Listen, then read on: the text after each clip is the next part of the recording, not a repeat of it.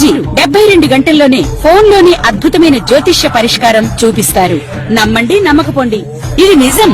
శ్మశాన కాళి రుద్ర చౌడీదేవి ఆరాధకులు నంబర్ 1 వశీకరణ స్పెషలిస్ట్.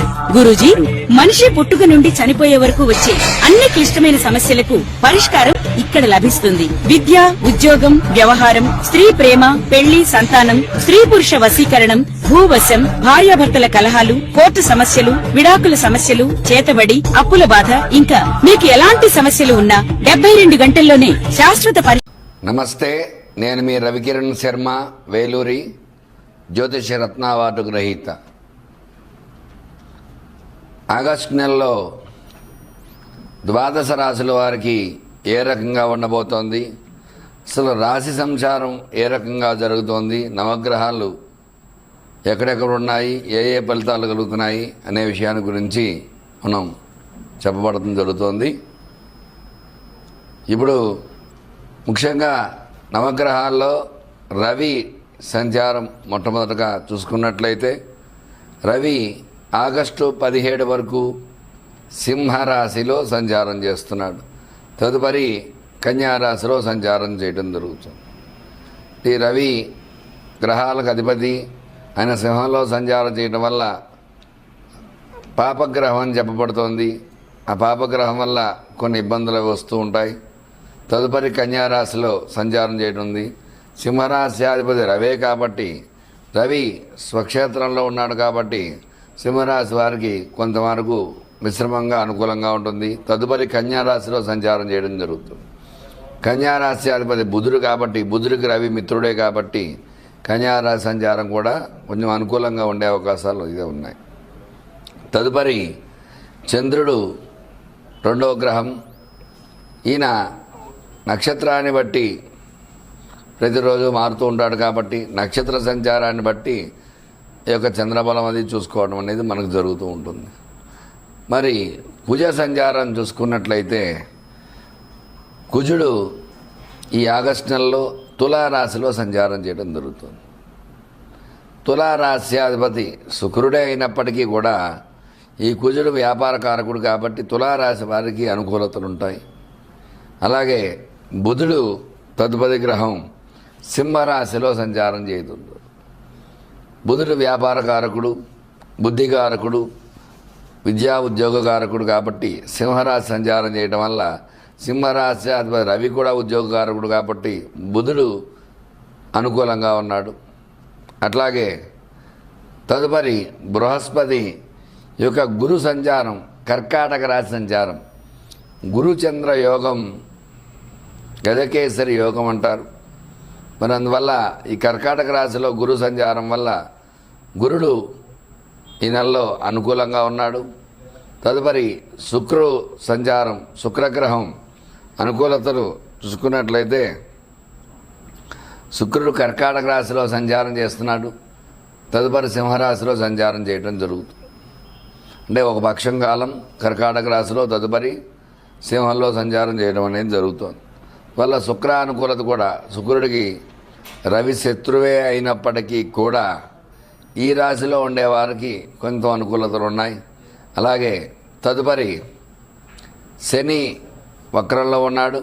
వక్రంలో కుంభంలో సంచారం చేస్తున్నాడు కాబట్టి పాపగ్రహం వక్రిస్తే శుభం చేస్తుంది కాబట్టి కుంభరాశి వారికి శని భగవానుడు అనుకూలంగా ఉన్నాడు.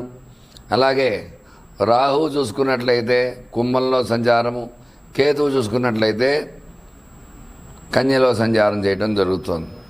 అందువల్ల ఈ నవగ్రహ సంచార స్థితిగతులను బట్టే ఈ యొక్క ద్వాదశ రాశుల వారికి ఇది ఎలా ఉండబోతోంది, ఏ ఏ రాశి వారికి ఏ ఏ ఫలితాలు కలిగిపోతున్నాయి అనే విషయాన్ని ఈ ఆగస్టు నెలలో మరి రాశుల వారీగా చూసుకున్నట్లయితే ఏ రకంగా ఉండబోతోంది అనే విషయాన్ని గురించి మనం చర్చించుకోవడం జరుగుతోంది.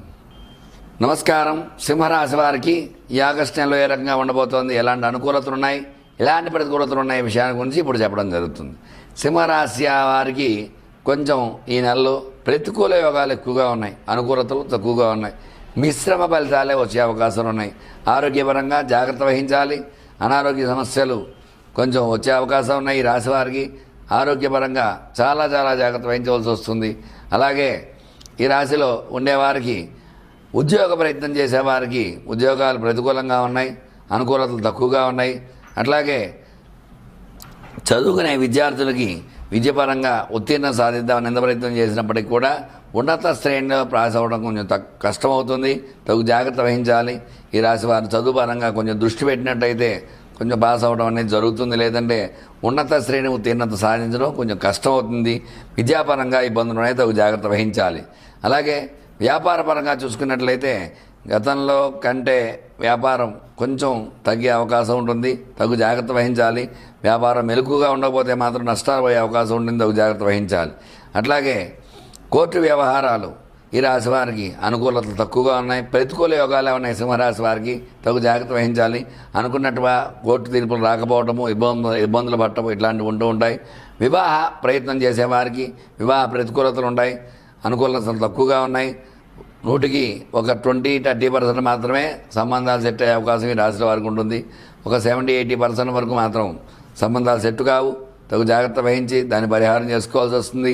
అట్లాగే సంతానపరంగా చూసుకునే వారికి సంతానం కూడా ఈ నెలలో కూడా శుభవార్తలు వినడం కొంచెం తక్కువగానే ఉంటుంది. ఒక 30% వరకు శుభవార్తలు వింటారు. మిగతా వాళ్ళు కొంచెం ఆ సంతానం గురించి ఎదురు చూడవలసి వస్తూ ఉంటుంది. అలాగే స్టాక్ మార్కెట్లో స్టాక్స్ పెట్టేవారికి స్టాక్స్ పెరగకపోవడం వల్ల ఇబ్బందులు పడుతూ ఉంటారు. రియల్ ఎస్టేట్ పరంగా చూసుకున్నట్లయితే క్రయ విక్రయాలు తక్కువగా ఉంటాయి. గత నెలలో కంటే ఈ నెల తగ్గి కొంచెం ఆదాయం విషయంలో కొంచెం జాగ్రత్త వహించవలసి వస్తుంది. రియల్ ఎస్టేట్ రంగం కూడా తక్కువగానే ఉంటుంది, జాగ్రత్త వహించాలి.